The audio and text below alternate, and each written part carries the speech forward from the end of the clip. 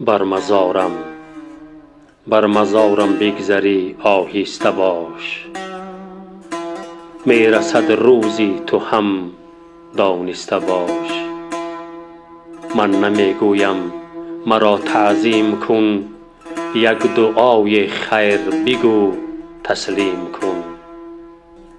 رفتگانند احتیاج یک دعا، از خدای کارساز کن التجا.